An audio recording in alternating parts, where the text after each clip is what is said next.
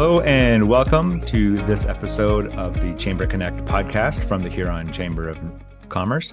My name is Colin Carmichael. I'm the executive director of the Chamber and the host of the podcast. I'm very pleased to welcome to the show this week Caroline Somba, who is the founder of Topspin Finance. Welcome to the show, Caroline. Thanks, Colin. Super excited to be chatting with you today. Well, we're very happy to have you here, a relatively new member of the chamber and a recent addition to our board of directors as well. So welcome to the chamber, welcome to the board, and welcome to the podcast. So why don't we just start off Oh, with you telling our listeners and viewers a little bit about yourself, and then a little bit more about Topspin and how it came to be. sure. Yeah, so my name is Caroline Somba. I am the founder and principal fractional CFO of Topspin Finance. And Topspin Finance is a business advisory firm providing one finance support to small and medium-sized businesses across Canada. Whether the business is looking for foundational support like bookkeeping, or it's growing and the systems are not keeping up, or cash feels tight, or just a big decision ahead like expansion, funding, preparing for sale. We step in using our fractional CFO services to provide much needed financial leadership at only a fraction of the cost of a full team. And I come in with 15 plus years experience in accounting and finance across various industries like construction, oil and gas, CPG, and I'm very lucky to work with a team that's more experienced and smarter than me. And Topspin Finance was born out of my passion for helping small businesses, and one that started at a very young age. My mom ran a convenience store in the little town where I grew up, and she involved my siblings and I at the shop. And I remember my favorite activity after school was counting and sorting change. And, I also helped in arranging and displaying merchandise as well as calculating product margins, strategizing product placement to increase sales, all while greeting and smiling to customers who came in, because leaving a good impression to customers, whether they bought anything or not, was very important to my mom. And throughout my business school, I always was the go-to person in my friends and family group on questions business related. And over the years, talking and working with dozens of business owners, I just came to realize that business owners want clarity. They want to know what the numbers mean and what to do about them. And I've had questions like, can we afford to hire? Is this pricing sustainable? What happens if sales dip next quarter? Are we even making it the way we should? And these things happen in day-to-day operations, and traditional bookkeeping will not have answers for them. So what Toxin Finance does is to step in and fill that gap. Gone are the times, Colin, when it was enough to just keep your books up to date to make CRA happy. At Topspin Finance, we just don't keep the books clean. We build a financial operating system, which just means creating a structure where your numbers are not a pile of reports you dread reviewing, but a powerful decision-making tool that tells you exactly where you are, where you can go, and what it will take to get you there. And yeah, that's Yeah. about my journey so far, and it's one that I incredibly enjoy. Well, your story about your childhood in your mom's store is resonates with me because we owned a store for a number of years just north of Goderich here, and my kids when they were a little bit smaller were in the store arranging shelves and doing all of those things that you were talking about. So that we have that in common, I Yeah. guess. But maybe talk about so one of the unique well, I don't know how unique it is, but one of the interesting things about Topspin Finance is that it is fractional is the term that you use to describe it, because you're not having to I guess your target market is businesses that aren't really at a stage where they're going to hire a full-time CFO or a full-time financial person, but they've moved beyond where they, as either a sole proprietor or as a, even as a corporation, but kind of that all-in-one C-suite person, right? We see a lot of times in small medium businesses,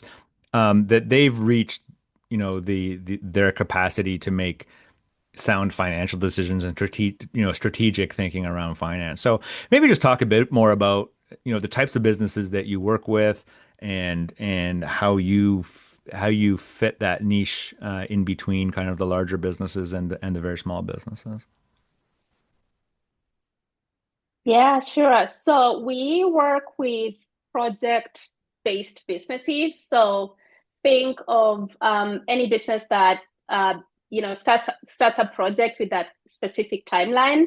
And how we settled into that is, just based on my experience and the team's experience, something that we are good at. And the industries we work with are renewable energy. We work with construction trades. We work with professional services. And you talked about, businesses needing the financial expertise without necessarily having a full-time person. Um, I tell businesses that if you want to hire but you can't pay someone well, then just go fractional. Hmm. Because what we'll do is hiring is expensive. You will take time to train, that person about your businesses. And because, maybe I'm not saying this happens all the time, but if they're not getting paid market rate and there's no like they don't see like growth opportunities there, then they will leave. And that's expensive to the business owner. So Hmm. until a time that you can hire and pay competitive rates, then I would just suggest you work with a team like fractional, like Topspin Finance, because you get the same results. Like big companies will have a whole finance department with bookkeepers, accountants, controllers, fractional CFOs, full Hmm. time. So if a business and unless you're like doing 50 million a year, anything below that, you may just have one or two person. And you see like a business or a job posting, someone hiring A, but they also want them to do B, C, D, and E because that's the only person they have. Right. And get frustrated and leave. Yeah, so that's a gap we fill. Interesting. So one of the themes of the last several months in the local economy, the broader economy, is uncertainty. Given our the situation with the United States, and just the global economy is so uncertain, and of course that's the worst thing for any business is not being able to plan because you don't know what's coming. So, I wonder if you're able to share, some advice that you've either given some of your clients, or that you might give folks who are feeling that uncertainty, aren't feeling that they can make any decisions because they don't know what President Trump's going to do next week. Um, uh, Never mind our Canadian governments, what they're going to do next week. So, what advice do you give your clients when they're asking you questions about, um, uh, financial matters in such an uncertain time? Yeah, no, that's a good question. And we've worked with one of our clients who builds boats, and they source like their materials and a lot of stuff from the States. And they started working with us after the tariff already affected. And it's really difficult for for a business to navigate that, especially if they don't have a proper finance support. So what we help businesses like that is to help them consider new strategic decisions, like because the impact of the tariffs is like a squeeze on the profitability. You're Hmm. paying out more money, so we try to help them to look for that money elsewhere, kind of fill that gap. whether it's just like auditing the supply chain or auditing their, expenses to see where else can we, you know, uh, slice and dice to get more money to cover that, part that has gone with the tariffs, and also like looking for efficiencies within the operations, just to make sure that they are operating the most efficient possible ways. And, obviously, like, today is tariff, yesterday was COVID-19, today is tariffs, tomorrow is something else. So Right. we have no control over the external environment. So just staying ready for such environment, having a solid, cash flow forecasting, having a solid budgeting process where you can kind of predict the future. And okay, like if we are short on cash, let's say in 6 months, what can we do? What avenues can we tap into? So, as I mentioned off the top, you're a relatively new member of the Huron Chamber of Commerce, and also, as of our last meeting, a new board member as well. So, maybe just talk a little bit about what drew you to join the chamber in the first place, and then to volunteer to become a director. Yeah, sure. Yeah, so my family moved to Stratford, and I wanted to look for ways that I can get involved within the local community, especially the local business community. And, that's how I came across the chamber through Google search. Um, and I reached out to some of your members actually, and Heather reached out to me and said, like, hey, like I saw you chatted with a few of our members. Do you mind joining? And I was like, yeah, good idea. It worked. um, it worked, yeah. So I joined, and like you mentioned recently, I joined the board. I just wanted to deepen my involvement within the community, within the chamber, membership members, and like, on a professional side, just like, get more governance experience because I'm in the field of finance, and governance is it's important. So I've been to boards before as a CFO presenting the financials, but not the other way around. Right. Which, like, as a board member and listening to someone else present, so it was interesting. The first board meeting was pretty good, good learning experience, and I am very excited to see what I can use the resources I have, to improve the members' experience, and just share whatever business knowledge I have or gather from the clients I work with. Well, and that's a good point. We didn't mention it earlier in the show, but you're based out of Stratford, but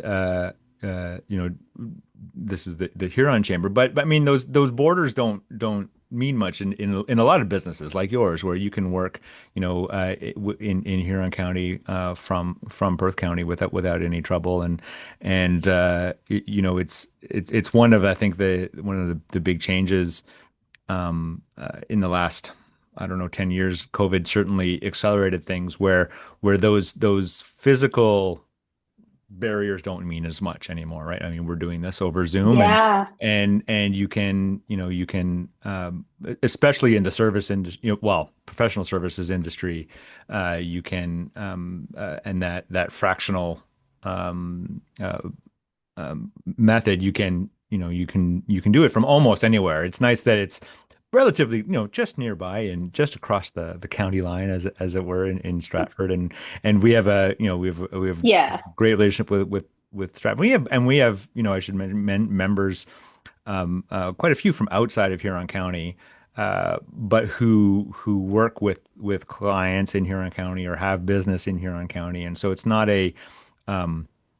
an uncommon thing, I would say, for businesses who are based outside of the county to be involved with the chamber, involved with folks. So yeah, it's great to have you on board and have your insights, and it is a really good opportunity to develop those governance that governance experience like you mentioned, and so I will do a little pitch. We still have a couple of vacancies on the board of our directors for the chamber. So anyone watching this who's a member and is interested in getting some governance experience, then feel free to get in touch, and we'll find a spot for you at the board table. It's funny you mentioned that, like, Perth and Huron counties, they are neighboring counties. So when we moved past, like I moved from Toronto, so I didn't have that geography in mind. And, just like you mentioned, my business, like we serve clients coast to coast. So like we have no borders as long as we're Mhm. in Canada. And like everything I would see would be Perth Huron, like Perth Huron County. So Yep. I thought it was the same thing. Yeah, the two counties are quite integrated in that way. Our school boards, cross both counties. United Way is Perth Huron. So between Huron Perth and Perth Huron, there's quite a few cross county organizations, and we have good relationship with the with Stratford and District Chamber of Commerce as well, and yeah, but it's I think increasingly chambers are working together rather than competing, for Yeah. members. Back in the old days, we would be very territorial of our members, but as I said, those borders, those boundaries tend to be a little more porous than they used to be, partly because of technology and just partly because of, I think people recognize that there's value in joining a chamber that's not necessarily where you're physically located. Where do you see opportunities for small businesses in the next 6 months or a year or two? There's a lot of like we talked about the economic environment. There's a lot of doom and gloom around that, but in my experience, there are always those silver linings or those opportunities that arise in crises as well. So what what would are there any opportunities you see in this time? Yeah, that's a very good question. Because one of the um, kind of the superpowers of small business owners is resilience, and Mm, just having to weather a lot of storm.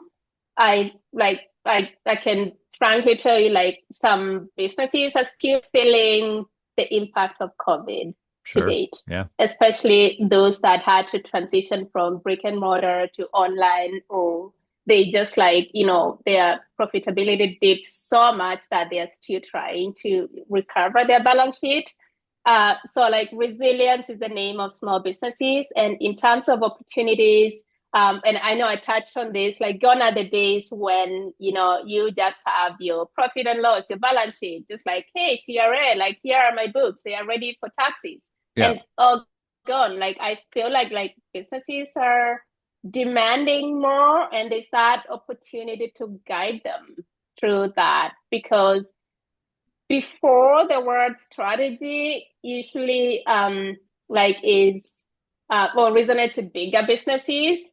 But what about the questions that small business owners go through every day? Like, you're pricing your product because you're selling, but are you like, do you know whether you like, are you like pricing confidently? Do Hmm. you know whether like that's the right pricing point, or you're just like using a gut feel and waiting for the market to give you feedback whether you sell? Maybe you're selling way too much, you're busy, but look at the bottom line, the profit margins are pretty thin. Right. So I feel like there's opportunity for business owners to have that clarity. And a lot of business owners don't know who to go to for that. They tend to go to their bookkeeper, and the bookkeeper will be like, I did my job, I did your bank reconciliation, like I don't Everything's up know. to date. What do you want from What me? do you want from me? I can't ask your Yeah. accountant, and it's gonna be like, taxes are filed.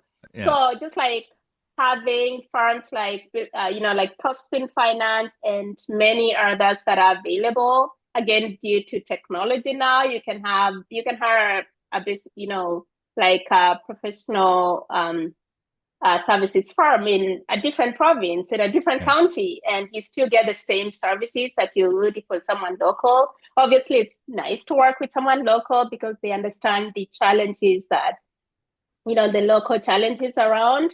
But yeah, the opportunity I see is for business owners to get clear on their numbers and kind of drive decisions using their numbers. Like, what are these numbers telling me?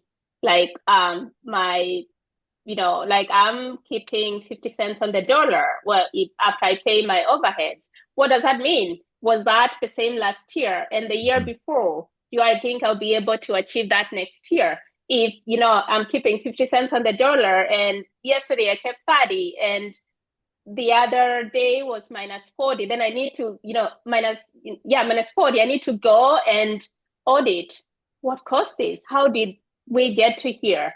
And, once you get to understand the root cause, then you make better decisions Yeah. because you need that stability, in your business. And I think that's a mistake, I guess, that a lot of new business owners make, where they get into this, well, I just want to get the doors open, or metaphorically or otherwise, and I'll figure all that stuff out later, and oftentimes later ends up being too late, Yeah. you end up behind where you could have been if you had had a deeper look at those numbers early on, because like you said, even if you've, if in a retail setting, even if set your markup and you're not losing per unit, but Yeah. all those other costs can sneak up on you, and if you're not keeping a close eye, even if everything is kept up to date, which is a challenge in itself sometimes, especially for very small businesses. But if you're not, looking at those numbers in a strategic way, and understanding what your value is, but B, what you're actually making. I think Yeah. a I lot of hear it business all the owners get time. Like, surprised. Yeah. yeah, I hear it all the time that, oh, I'm running the business, my wife does the books, and we're good. Oh, I just hired a bookkeeper and, we're doing well. Then I'm like, do you find yourself leaving the dinner table to catch a call that maybe an invoice payment got delayed and you you don't know if you're gonna pay your workers come Friday? Hmm. Do you find yourself doing that? Like, getting pulled out of your day to day, you know, like if you're a builder, like, getting pulled into matters finance, matters something else. Like if you're finding that, consistently maybe you can't even sleep at night because you're like, oh shoot, I don't know how I'm gonna pay my crew come Friday, Yeah. and that is stressing me out. It has an effect like on your work, on your health, on your family dynamics because if the parent is stressed, the kids will be stressed, and the wife or husband will be stressed. So kind of getting to know where to go for help. And the idea of just like, oh, I have a bookkeeper, I'm good. Yeah. Like if and some bookkeepers can add that value because some bookkeepers are pretty. We do bookkeeping, so Yeah. like if someone, um, you know, has a question on pricing, has a question on cash flow, like we are able to answer those kind of questions. But if you just went to Upwork or Fiverr and got a bookkeeper for $2, then what you're getting out is just $2 worth. Hmm.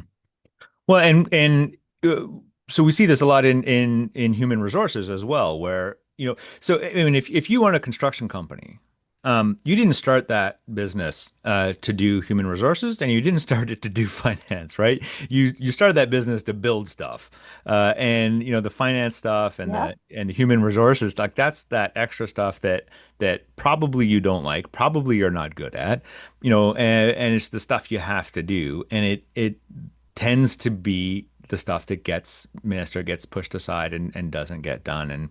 And but it's also, what business owners end up doing at 11:30 p.m. on a Saturday night, because, they're that's when they're doing their payroll or their books or whatever it is. So it's fairly similar. So we have a peer network for HR folks that we've just started this summer, and I think finance and bookkeeping is probably the next one we'll do, because there are so many people in the county, I think, that are doing finance and things off the corner of their desk. It's like the third thing on their list of responsibilities. Now, whether that's the owner or whether that's an office admin, there's that gap, and you're not in either case, you're not necessarily getting the best advice, because you're often your own worst advisor, in a lot of ways, as a business owner, and so. Yeah, so I think that's probably where we're heading next on our next peer network, just as a support network for people in the county who are doing finances, whether they should be or not. Yeah.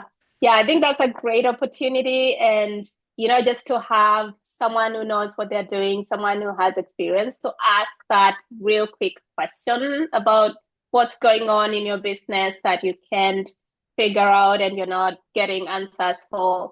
I think that's pretty good opportunity for the members, and I hope they will, come forward and ask all the questions. Like I'm happy to lead that. Mhm. Good. Well, we will chat about that then as we move along. Any final thoughts as we wrap up here, Caroline, on finance or what our members should be asking their financial folks, if they have them, or what they should be thinking about if they're feeling overwhelmed about their finances, or feeling unsure about their financial stability as a business owner? Yeah, sure. I would say, like, don't sleep on the books, and business owners tend to just stop at the P&L, the profit and loss, and look at, this is my revenue, these are my expenses. Did I make money? Did I not make money? Like, go a level deeper, like even within the P&L, like see what was, how did you make the revenue? What was the quality of your revenue? Do you have some projects that were profitable, like at a solid margin, or do you have some that are just keeping the team busy?